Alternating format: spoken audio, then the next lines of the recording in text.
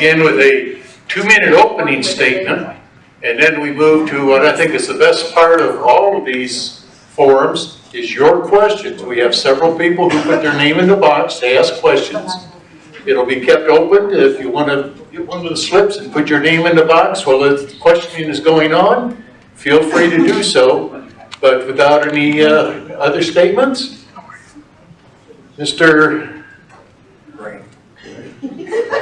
That's somebody else's. I was trying to read rebuttal upside down and it didn't work well. Mrs. Gray, a difficult name, but I'll get there. If you'd like to start off with a 2-minute opening statement, we'd love to hear you. Hello everybody, thank y'all for sticking around, hearing what me and James got to say. Hey James!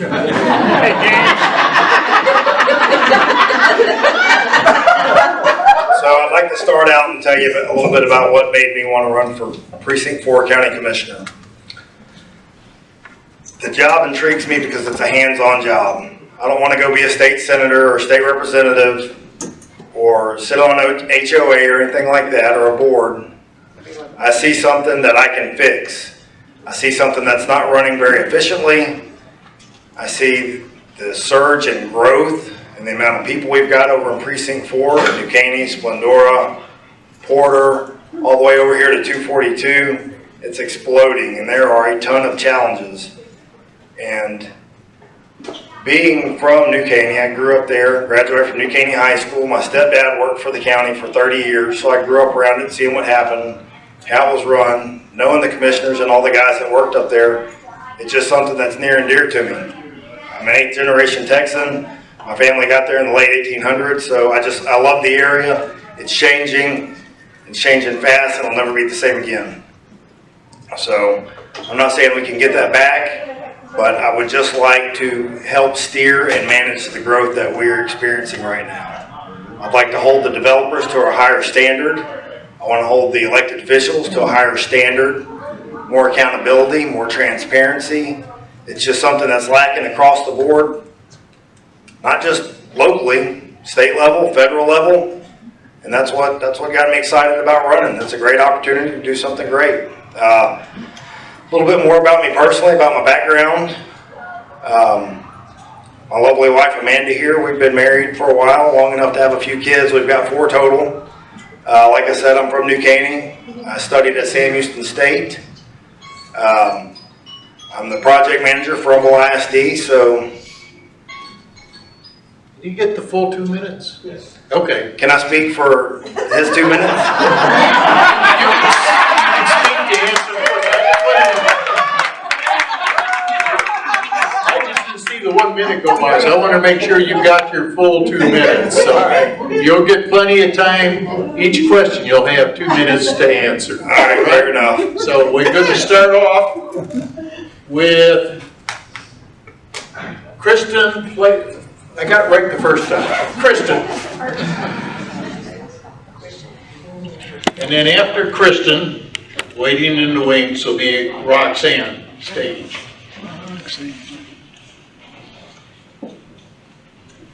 I think after the last 2 years, we are starting to see as citizens how important our Constitution is. It isn't just a document that was written hundreds of years ago. It's important. And as any elected official, you'll have to take an oath of office that you will swear to uphold and defend the Constitution of the United States of America and the Constitution of Texas. So my question is, do you have a copy of the U.S. Constitution and the Texas State Constitution? And if you don't, do you pledge to go and get one and read it before you take your oath of office? I do have one, not on my body, but I've got a very large bookshelf at home, and they're both there. And I've got the digital copies on the computer as well. All right. Thank you. Oh, there we go. Yeah, absolutely. As an elected official, uphold the Constitution. There was a lot of talk tonight about the shutdown and issues with the COVID scare and what we went through with the coronavirus. I don't support any of that. I think we should have stayed open.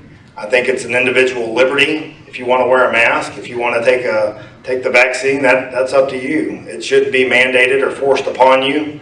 Over about this time last year, well, February, during the freeze and during the coronavirus, you could come get when it first started, you could get a shot, I believe, over in the Woodlands.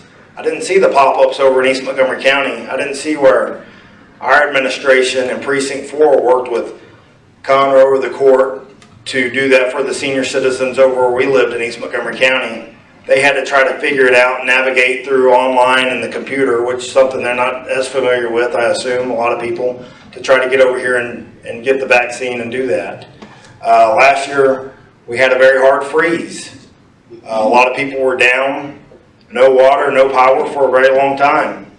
I think that was a perfect opportunity for the leadership to communicate with each other, work with school districts, use some kind of building to help support the local constituents, the people in the community, help them shower, and just get warm. We had one center that opened up. They called it the Warming Center in Splendora. Precinct 4 is a big county. We can work with the community leaders, the different board leaders, the different boards, the school superintendents. It's just not happening, and that's why I'm running for county commissioner, to help support the people in our area. Time's up. And Sherry Shorten, if you'll come up and be waiting. You can have your question now. Thank you. What is your stance on that toxic waste dump that's being proposed by TCEQ for Fostoria Tram and North 105? As far as the tributaries and the homeowners in that area and the roads that'll be occupied by these vehicles if it goes through. There's enough traffic on 105. I see deadly accidents at least once a week traveling eastbound from Conroe, and I'm like, why are there so many accidents on this road? It's crazy. But these trucks are not going to help adding more trucks to the road. And then we want to put a burden with that on top of it for the next county, because we can't do it in Montgomery County, and you've already got 2 dumps right there. Right.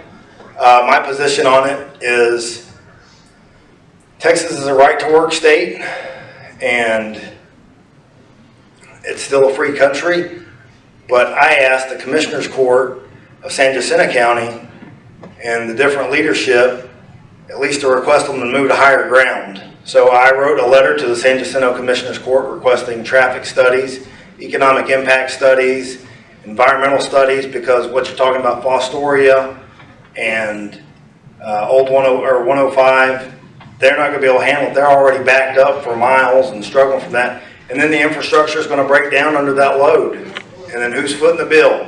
Montgomery County. I haven't even seen where the other county had negotiated for how much per ton fee they would get paid back for allowing the dump to be there. So the whole thing stinks. I'm surprised and amazed that nobody's hardly brought this up. I've brought this up. I've worked with the old commissioner for Precinct 4, Ed Reinhardt, and different people from that area to challenge those commissioners and challenge officials to put a stop to this, or at least move it to higher ground. Because like you said, Jayhawk Creek, Peach Creek, all those tributaries, they feed down, and it should have your attention from Cleveland to Kingwood and further down, because this is your water supply. This is your drinking water. All the people in that area are on wells. It's no good for anybody. And then on top of that, the landfill is on a gerrymandered line around the floodplain and around the county line right there at San Jacinto that butts up to Montgomery County. It stinks. And if Mr. Houlihan will come on up and be in waiting. Hello. I watch Commissioner's Court every time, and at least once a month, there are a group of tow truck drivers that come to court, and they are very upset about favoritism and the contracts not working right and the towing rotation not working right. Do you know what you could do to resolve this situation? I mean, it's recently come out that the people bidding on the sheriff's towing contract are forming like sister companies, so it's really all the same company putting the bids in. It's just whatever name, they put different bids in under different company names, but it's all owned by the same people. what would you do to resolve this? Because it's ridiculous for court to have to deal with it at least once a month. It has been going on for a long time. Yes, ma'am. Yeah, so this is a tough one that's going on in East Montgomery County. So previously, if I understand correctly, how the tow trucks work, it was a chip system, or they would draw on it, and now they're taking turns to do it. And I think the groundwork has been laid, and the Commissioner's Court put something in place. It's just a matter of holding it accountable and implementing and make sure what you're discussing doesn't happen. As it stands right here, not being the commissioner, I don't have all of the answers and can fully answer how we would keep someone that owns different subsidiaries from getting in and getting the chip or getting in on that job. It's really a tough one, and I think the court did as best they could on that. Now we just got to hold that to that standard. So. Okay. And if Melinda Olinde will be ready? Hey man, I've known you almost 30 years, and we've been in East County for a lot of those years, and we've seen a lot of change. What are the issues with drainage that you've seen, and what is your plan to improve drainage? Well, drainage is huge and at the forefront. I'd almost need the extra 2 minutes here to answer that one. But what we're seeing now is, and you used the phrase earlier, Jennifer, you said reactive versus proactive. That's what we're dealing with, the reactive versus proactive approach, to where they're just taking work orders and running to wherever they're getting the work order, posting on Facebook and trying to look good like they're staying busy. So as your commissioner, my plan is to actually implement and stage out the county in stages like a project, how it should be. So I can tell you, if you live in Chateau Woods, hey, we're going to come see, we'll be working in your area, and we're going to do the entire area. We'll be there in the spring of 2023 or spring of 2024 and map it out. With the amount of equipment that we have and the number of work days that I'm going to implement, we should be able to do the entire county in roughly 7 years in the drainage. And there's enough equipment to go handle the work orders simultaneously while we're doing this and managing this drainage plan. Currently, they're only working a 4-day work week. 4-day work week doesn't work for a construction company, it doesn't work for the county, and it doesn't work for your tax dollars. As your commissioner, we're going to go back to a 5-day work week, and we're going to fix the drainage problems as the best we can, and we're going to work with the developers, and we're going to try to hold people that are moving into a higher standard, and we're going to get some of this drainage solved. Now, we live in a swamp over in East Montgomery County, and we love it. That's our swamp. But we're going to work on getting it draining like it's supposed to, and that's my plan for it, is being proactive versus reactive. Thank you. Now, Phil Katie will come up in waiting. I guess for the last 11 years, I've been going down 105, not every day, just a couple, times. I go to Louisiana. Is it ever going to be widened east of 336? Oh yeah. Well, old 105 got widened, so that was a state road. And I think as your commissioner, I want to work with the state reps and TxDOT to get these roads widened and adjusted how they need to be. My issue with all the politicians that we have in all these positions, and by the way, I'm not a politician, I will never call myself a politician. They take all these pictures with all these state reps and hug on each other and act like buddies. If you're such good buddies, make the call and get the roads widened. Get the state in to do the job like it needs to be done. So 105 is a huge area, 494 is a bad area, 1485 is a death trap right there at Gene Campbell. We passed a bond in 2015. It's now 2022 for $68 million in East Montgomery County. Miraculously now during election time, all that bond money has been put to work now, and now all the roads are half done. But if you drive down them, I haven't seen where that's happened. So yes, ma'am. I want to work with the state reps and with those folks to get those roads wide, because we're drowning in traffic. I mean, it is just a nightmare in Splendora, in different areas, Porter, New Caney, towards Cleveland 105 area, Midland Security, or Midway Security, And a death trap. and a death trap, yep. Fatalities around there, crazy. Yes, But ma'am. the But with the permission of the audience, we're going to allow a follow-up question here.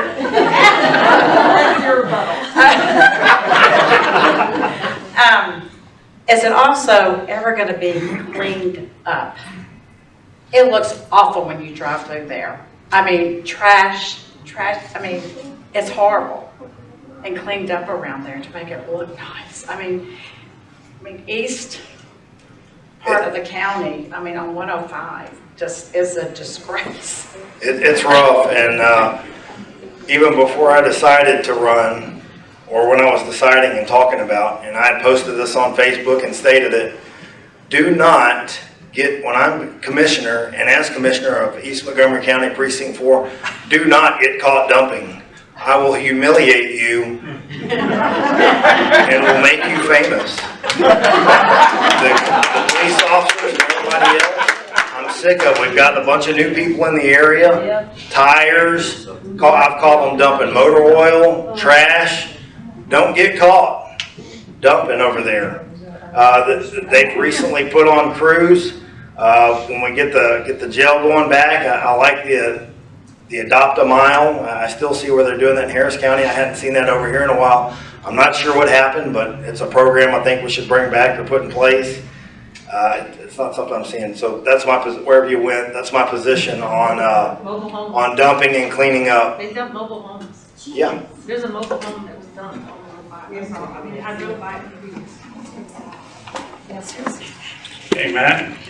Well, Mr. Houlihan took my question, but so in a different way, I'm going to look to everybody else here and say, look, Matt needs a lot of help to get the word out. He needs volunteers to go to doors and put literature, hit up his website, talk to him, see how you can help him. I'm in Precinct 4. I've seen what's been going on for the last 3 commissioners, and Mr. Bagley here gave it a hell of an effort to a few years ago too.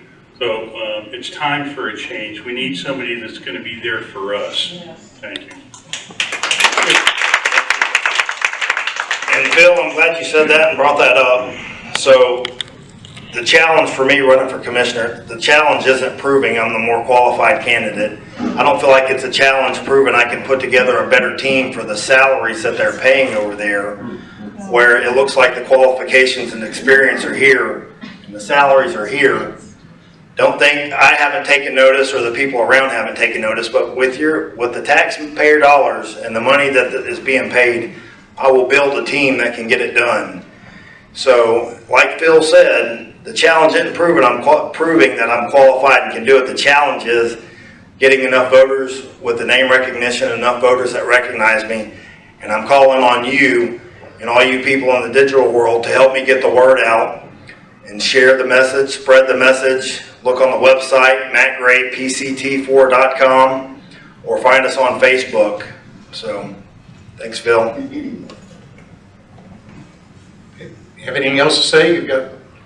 I thought you were starting your 2-minute close. Oh, was I supposed to roll in the close? Go on. Give me some more 2-minute close. Hey, I was just answering, I was treating Phil like that was a question.